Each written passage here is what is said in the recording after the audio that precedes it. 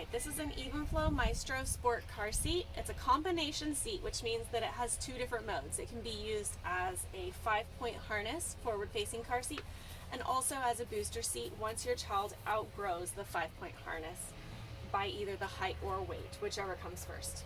The first thing you need to do when you get your car seat is make sure you fill out the registration card and send this in. It's really important to make sure your car seat is registered so that if there ever is a safety recall, then you find out and they're able to send you replacement parts as necessary. So send that out. The next thing we need to do is have our child sit in the seat to make sure that we have the harness set up to the correct height before we get it installed in the car. So go ahead and sit down for me. I'm going to have my child sit all the way back in the seat with her bottom all the way back and her shoulders up right where they'll need to be. Sometimes they're going to slouch, so you need to make sure you have your kid sit up right so that you pick the right slot.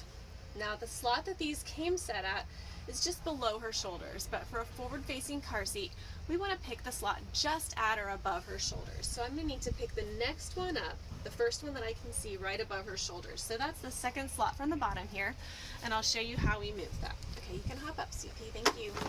Yeah, I can. So when we move these, I like to start out by loosening the harness all the way.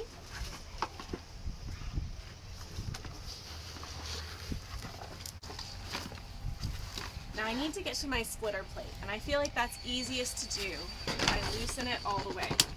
So I'm going to remove these one at a time from the splitter plate, bring them out through the front of the car seat, put it back into the slot that I want to move it to, and then reattach it to the splitter plate when I'm done.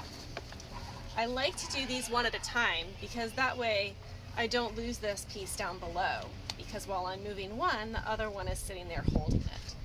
So now I've moved one, I can move the other.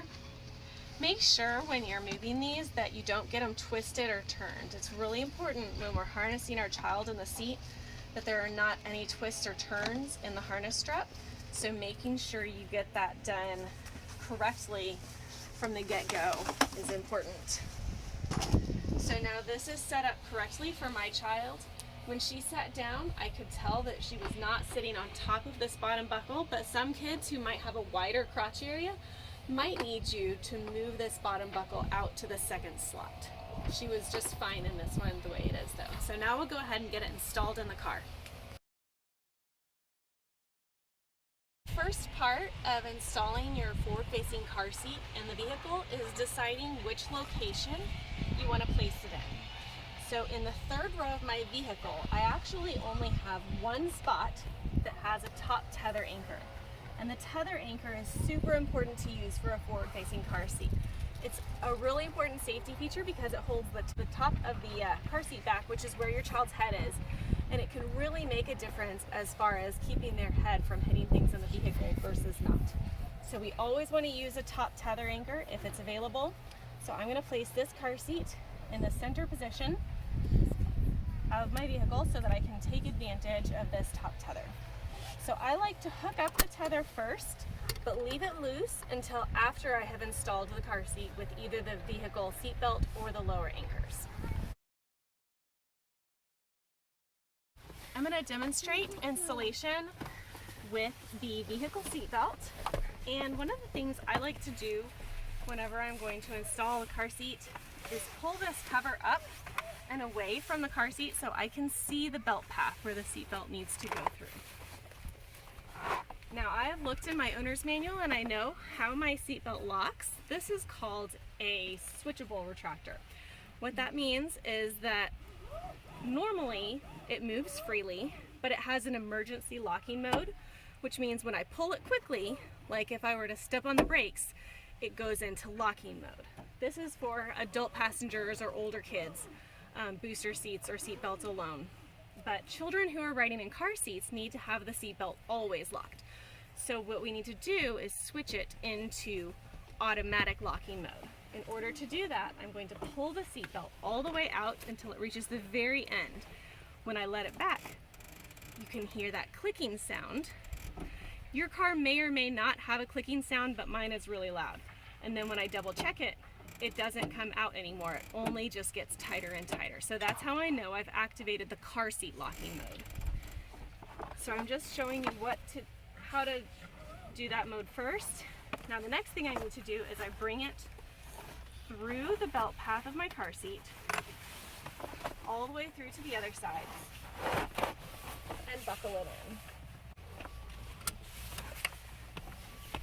When I'm installing my car seats, I generally don't pull it all the way out right to begin with, because it's easier to make sure that I don't get the seat belt twisted if I only pull out what I need. I also like to look in here and make sure that nothing got twisted or turned inside the belt path. So now that I made sure that it's buckled in correctly and there's no twists in my seat belt, now I can pull this all the rest of the way out to activate the automatic locking mode. Now the next thing I need to do is place pressure on the car seat and tighten the seat belt by pulling up on the shoulder belt. I like to pull from right here on the side where it's closest in, and just bring that up and towards myself while I'm pressing down and back on the car seat. And then I like to switch my hands and make sure I use both hands to get as much of the slack back into this belt path as I possibly can. So I'm going to do that one more time. Some people like to place their knee in the car seat, but you shouldn't have to do that. You should be able to get it tight enough without using your knee. Just a strong arm, or sometimes I use my knee to push back against the seat as well. Once I have it in and I think it's good, I want to check right here at the belt path and make sure that it moves less than an inch. Now this moves quite a bit, it's more than an inch. So this is not installed securely. Sometimes I need to reposition where it is on the vehicle seat. And you heard I just got a few more clicks there.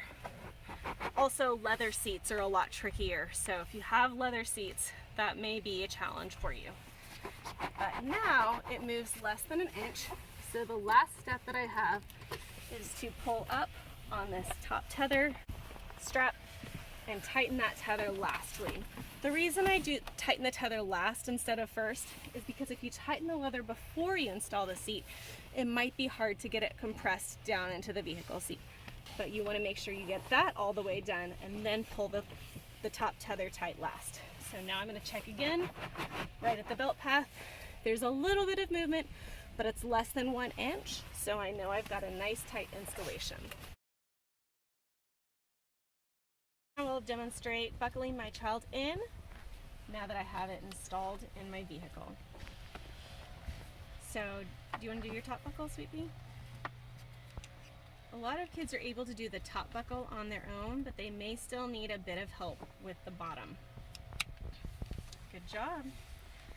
When you're doing this bottom buckle, make sure you listen for the click. If you didn't hear that click, then it's not all the way in and it will not secure your child. So listen for that loud click.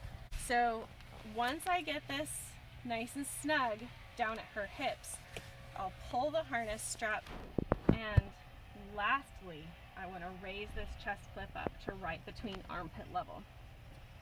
This looks like a great harness. These are right around her hips, nice and snug. The 5-point harness is flat across her body, and it passes the pinch test, which means that I'm not able to pinch any extra of the harness right here at her shoulder pad. The chest clip goes right at armpit level. So that looks good.